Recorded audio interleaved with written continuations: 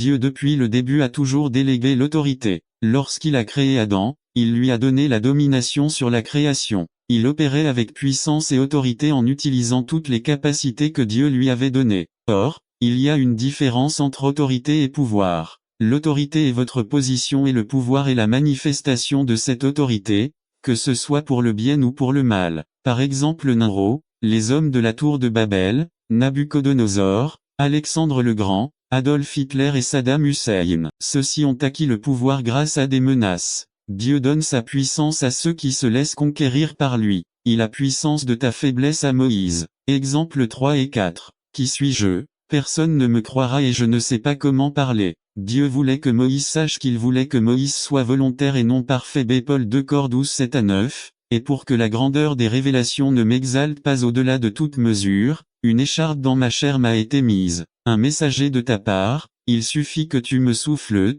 pour que je ne peux pas être exalté au-delà de toute mesure. À propos de cela, j'ai prié 3 fois le Seigneur de me l'enlever, et il me dit, ma grâce te suffit, car ma puissance s'accomplit dans la faiblesse et n'oubliez pas la source. Il y a des gens qui oublient qui est la source. Jésus-Christ est celui qui remplit tout en tout. Il existe de nombreuses sources mais, lui seul est la source du pouvoir. Anecdote de scientifique. 2. Le pouvoir au milieu des circonstances. À Dieu ne regarde pas les circonstances. Exemple David. Lorsque Samuel va oindre David, il était un simple berger. 1 Samedi 16-11. Lorsqu'il va combattre Goliath, Saul voit qu'il n'est qu'un garçon et qu'il n'a aucune expérience. 1 Samuel 17-33. Lorsqu'il affronta Goliath, Goliath lui-même ne pensait pas à lui, comme s'il était un garçon fou. 1 Samuel 17-42. Lorsque David affronta Goliath, la Bible dit que l'esprit de Jéhovah tomba sur David, frappa le géant et le tua. Ne laissez personne avoir une mauvaise opinion de vous. B. Dieu ouvre nos yeux spirituels.